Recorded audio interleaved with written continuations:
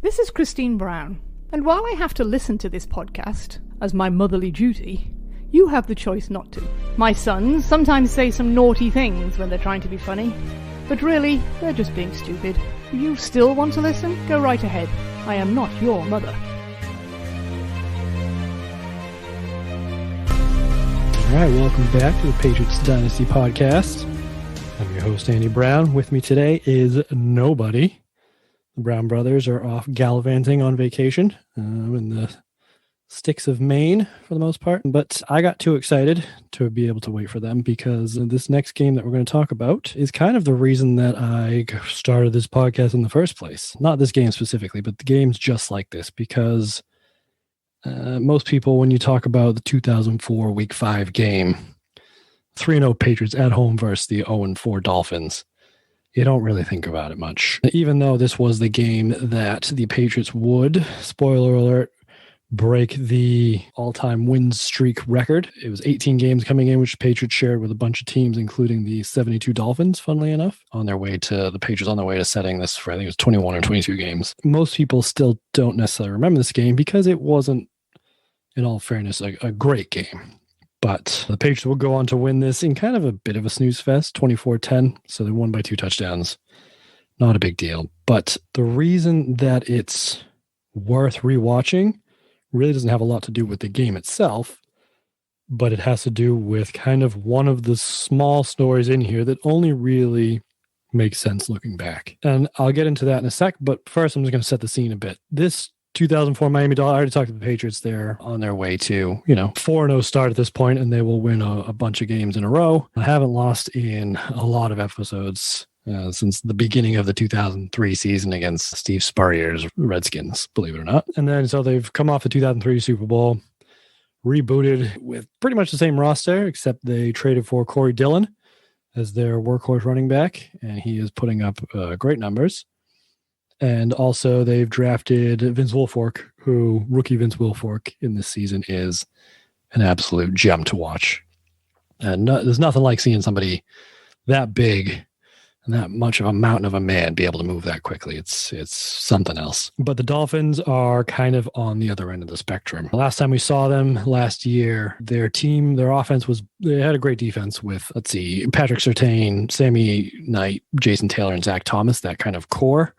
Especially the Jason Taylor, Zach Thomas in the middle there. They are one of the, again, top-ranked defenses. They have been for a few years now. But their offense was built around Ricky Williams. He was their, high pick. He has been running for, over 1,000 yards, like over 1,500 yards here and there. But this was the season where Ricky Williams announced his retirement kind of the week before the season started. And so the Dolphins were kind of left holding the bag because they had built this team around him offensively, and now they had nothing.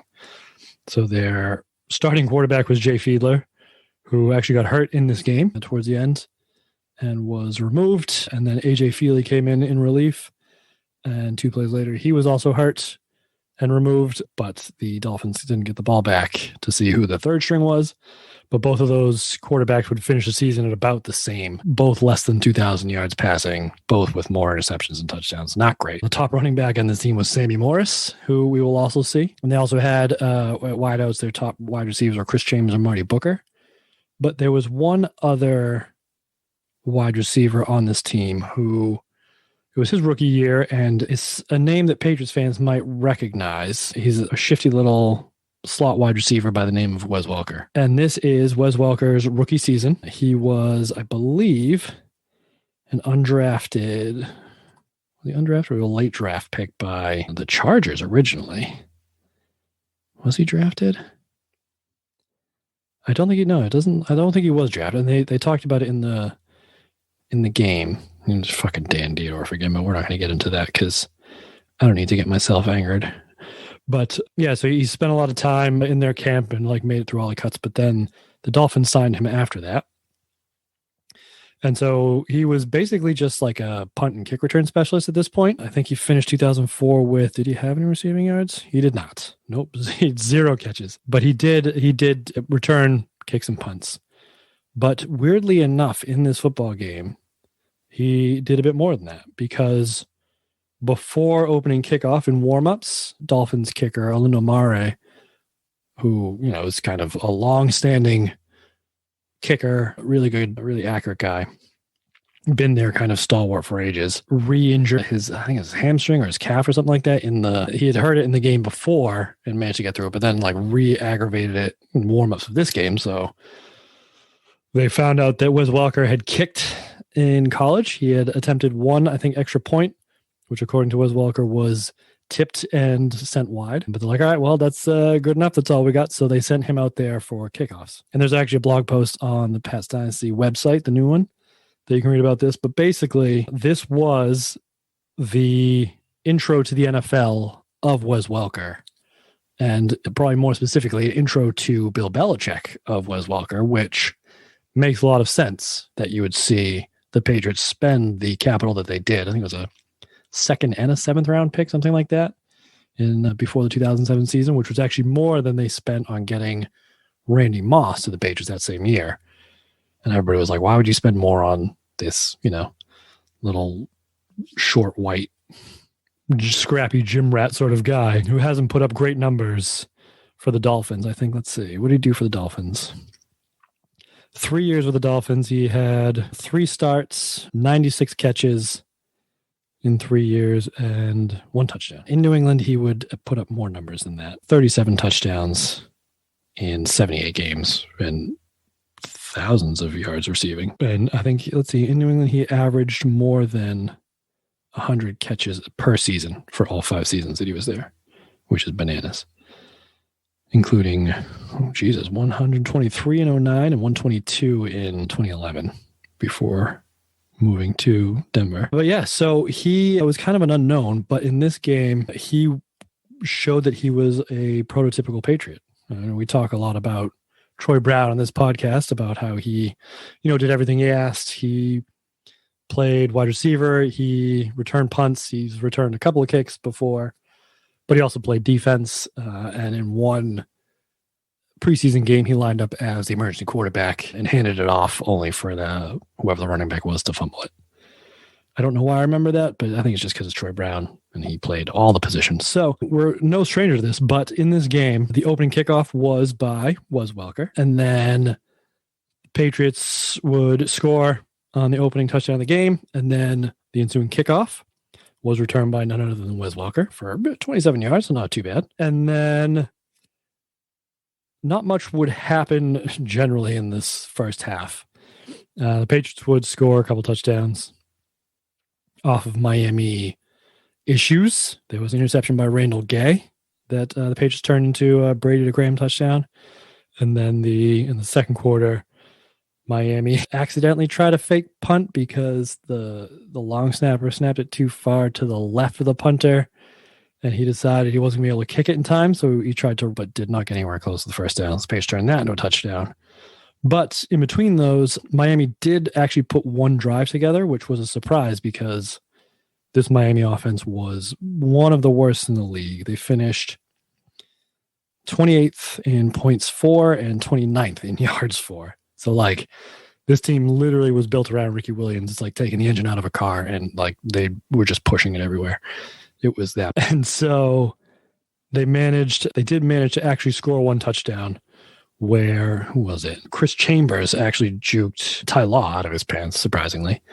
So they managed to score a touchdown, and out comes our own Wes Welker to kick the extra point. And strangely enough, this is something you can take to parties with all the other Pats nerds that I'm sure you know because you listen to this podcast. But that extra point, of all the points Wes Welker scored in the NFL, that was his first, was kicking an extra point in this game. He had never scored before this on any, kick return, punt return, reception, because he didn't have any of those because he wasn't seeing the field. So yeah, and then, of course, kicks the ensuing kickoff, returning punts, and then towards the end of the game, Wes Welker, Dolphins trailing 24-7, and they drove again down. It's end of the third quarter. It's 2 minutes left. They drive down the Patriots 11-yard line. It's 4th and long-ish. So they actually send Wes Welker out for, I think, a 28-yard field goal, something like that. which is pretty impressive. He kicks it just barely, squeaks it through, which for somebody who hasn't kicked since, I think, like legitimately kicked since high school, is what he said. And side note, there was actually more words written about Wes Welker in this than I think any actual Patriot in the Boston Globe the next day. There's a whole like section, a whole article about him. But he was talking about the only reason he like really knew what he was doing is because he played soccer growing up and then kicked for his high school team and once in college. So, but yeah, they sent him out there and he kicked the field goal to, bring the Dolphins within 2 touchdowns ish. Then went out, kicked the ensuing kickoff, and also on that ensuing kickoff was involved in making the tackle on the kick returner.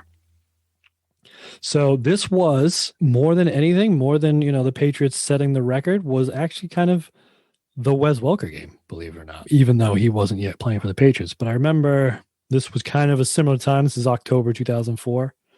So similar time with the Red Sox doing their comeback against the Yankees in the ALCS, I think it was.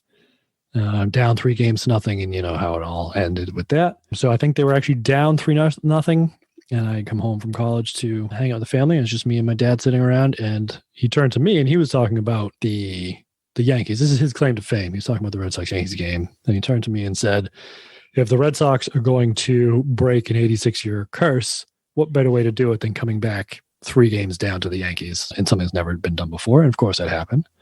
And so we're watching this game too. I don't know if it was the same weekend or it was around the same time.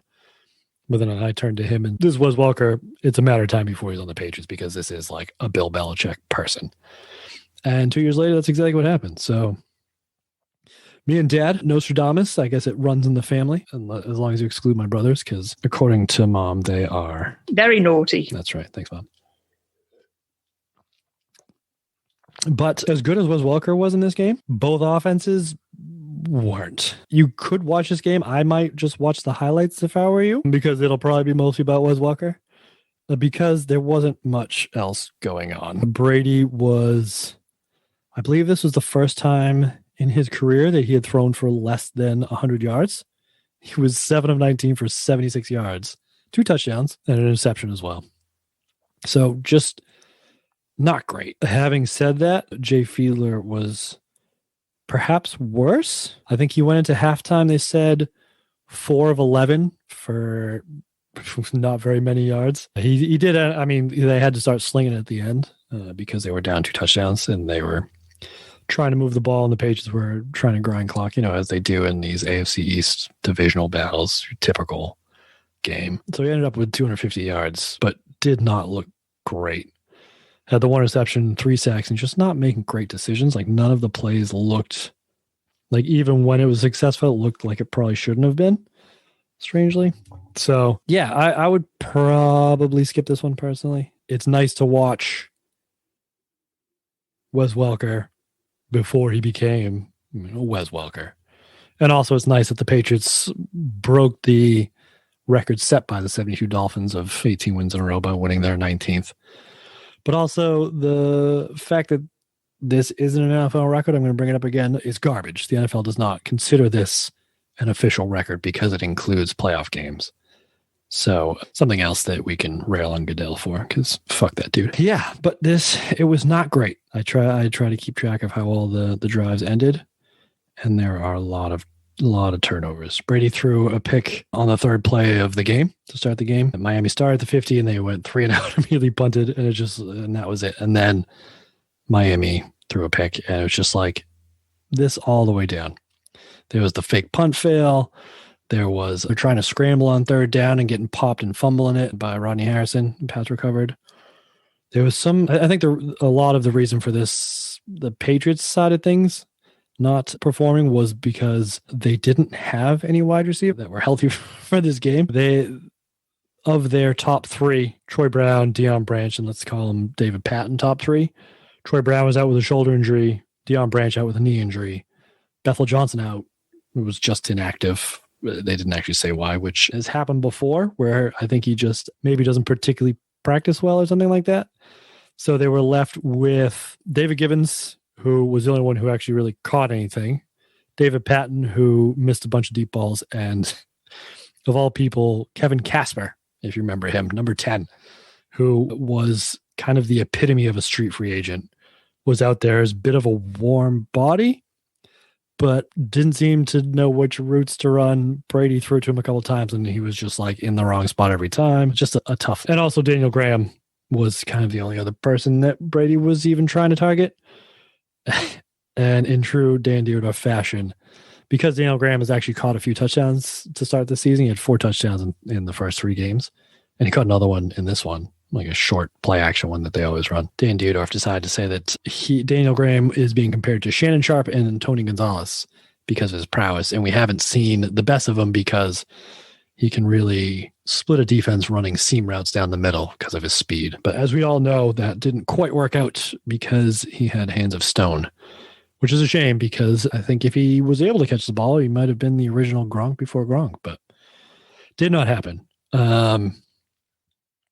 Other Dan Dierdorfisms, since we're going to get into it, I'm going to try to restrain myself because there's nobody to calm me down. He did say Charlie Weiss is the Mike Martz of the AFC, which I think had to do with play calling and not belt size, but I don't quite understand that because I don't think we've seen a lot of trickery lately out of Charlie Weiss. So for him to be able to say that with such a vanilla game plan lately, especially because since it's give it to Corey Dillon and watch him run for 100 yards a game, was a little out of left field. And I think I finally figured this out, and you'll probably hear me say it again once the brothers are back, but I finally figured out what it is about Dan Dierdorf that bothers me so much. And it's almost like he's never watched a football game before because even simple things surprise him. And he's like, there was one where I think it was Kevin Falk was returning a punt and the punt was short. So he was waving off the gunners and stuff to get away from it. And Dan Dierdorf couldn't recognize that wasn't a fair catch call. So he assumed it was a fair catch call, commentated as a fair catch call, and then Kevin Falk took off with the ball and he got all upset that you can't run with it, and then the replay clearly showed it wasn't a fair catch call. And it's just those sorts of things, they all surprise him, and he gets things so blatantly wrong like that, like just the little simple things. That's what bothers me, and I can't explain why that bothers me. I'll have to think about that until next week. So, but yes, so I'm going to stop talking about Dan Dierdorf because I can't. But New England Patriots, I'm going to keep this short because it is just me. We'll do best and worst real quick. Patriots have now scored first in 12 straight games and have won all 12 of them, which is great. And they've also now, this is their 24th straight game that they've won while leading at the half. So basically don't let them take a lead at all, or you're not going to win this game. This is a good game to watch for any of the Brady is soft crowd, because he got absolutely battered in this game and just popped up every single time. None of this, looking for flags everybody complains about. Just popped back up, getting hit at the knees, getting thrown to the ground, took a beating, didn't really throw the ball well because he had nobody to throw it to. Even when he had time to throw it, there was just literally nobody open. Had to try 4 things in there and it didn't work. But, never really got fired up like you see him do now. Just kind of like took on the chin and kept on going. And literally, actually, he took one on the chin and was bleeding, and they had to get him cleaned up before they could send him back in the game. See, David Gibbons, again, also, this is, I think, why Steve Brown started to love him. This is probably the season where he crept into Steve Brown's heart, because he was the only one, I think, today and probably for the next few weeks and the past couple of weeks, who's actually catching anything. Becomes Brady's kind of favorite, kind of like a security blanket, like he always tends to find somebody. If it's not the Wes Welker or the Julian Edelman, before it was Troy Brown and Kevin Falk, that guy that can just keep the chains moving until you can find your playmakers towards the end zone. This 2004 season, that was David Gibbons. All he does is catch first downs. And on the Dolphins side, I think the Dolphins are probably the worst. The Patriots were those were the best of this game, but the Dolphins, this is an abysmal season, I think, to be a Dolphins. The only bright spot, they went 4-12. I think I forgot to mention that earlier. They beat one team with a winning record. And as a spoiler alert, we will actually see that game because it is coming up this season against the Patriots. But this was kind of a season of futility a couple of weeks from now in week 6. It might be next week, actually. In week 6. Yeah, because this is week 5. The next week, the Dolphins will play the Bills, and it will be the only time in the NFL since 1968 the last 2 winless teams will meet. So the last 2 teams winless in this 2004 season, both in the AFC East. Tough look, but this is what happens when you build an offense around one guy and he decides to retire to go smoke weed around the world, which, can't really blame him for. The Dolphins did their defense stellar. They've allowed 17 points against all season, or they haven't allowed that many points in a game per season, all season. And again, this was the most they allowed, was 24. But on the other side, the offense has been shut out in the third quarter this entire season up until Wes Welker's field goal in this game. So that was the first third quarter points they had scored all season. So that's not great. They've been outscored 37-0 up until then. And this team also finished this game with more penalty yards than rushing yards by a decent margin, like almost 20 yards. So not a good offense, and I don't think it would get any better, except for Wes Welker, who actually was on the field offensively. He was only there during kickoffs and field goals. And that was about it. Yeah, this was a decent game for Corey Dillon. He had 90-something yards, but kind of didn't really see the field in the second half. Oh, there was one thing towards the end of the game that they showed, one of those screens when they're coming back from commercial. And they call it Portrait of a Quarterback for the Patriots. And this is what they look for, which I think might come in, it might make a bit more sense now as to the Patriots draft class this year with Mac Jones. But it was kind of what the Patriots looked for in a quarterback when they're trying to find one, and why it's kind of why they drafted Tom Brady. And those 4 points to it. Point number 1 is mentally toughest. He has to be the hardest worker on the team, which obviously Tom Brady was. We've seen that for 20 years, and he's still doing it in Tampa Bay. And it sounds like from all accounts so far early that Mac Jones is very similar. A lot of coaches waking up at 6:30 with texts from him and other quarterbacks as well with questions about certain things. He has to be able to take a big hit and call the next play.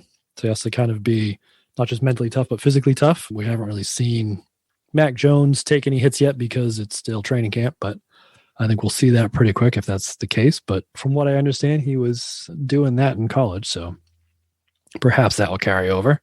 He is kind of scrawny, but as was Tom Brady to start. And number 3, he has to be able to handle pressure, and kind of because that's what this position is. And again, Mac Jones has seen a lot of big games in his college career. Like Tom Brady, always performed well in bowl games.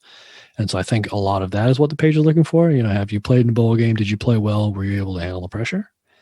And number 4, this one was kind of interesting because the other 3 is that makes a lot of sense. But number 4 was complete passes under a heavy rush, which I don't really know how you grade that. I guess you could see that. I mean, maybe less so with Mac Jones because he was on such a high-end team in Alabama, where they had kind of a stellar offensive line, where maybe at Michigan back in 2000 wasn't necessarily the case, or 99, I suppose. But I think, again, that's something we'll see pretty early too, especially as these preseason games come along. But yeah, I just thought it was interesting that is what the Patriots look for in a quarterback, are those top 4 things. That's why they drafted Tom Brady, and it sounds like that's what they were looking for in Mac Jones. So we'll see if he works out the same way that Brady did based on those criteria. We can kind of keep those in mind as this 2021 season takes off. And maybe you can listen back to this if you're chiming in after the 2021 season and let us know what we thought. All right. So that is about it for me. Hopefully next week it won't be just me, because it might be a little bit funnier if it's everybody else. Telling jokes to yourself sitting in a bedroom doesn't really have the same effect, I'm afraid. So until then, if you got any comments, you can text me on the Dynasty hotline, 603-505-8043, and we'll get back to you. If you got anything to say, if you liked it without the brothers, if you need the brothers next week, either way, just let me know. Also, you can check out the new site, patspod.com. Whole lot of new work going on there. And I think that's it. So until next week, we will actually, what is next week? Patriots have broken the record, so now it's all gravy. But next week we have Mike Holmgren and the Seattle Seahawks coming to town. Wow. I do not remember this game at all. But all right, apparently it happened, and we'll see what that looks like next week on the Patriots Dynasty Podcast. See you later.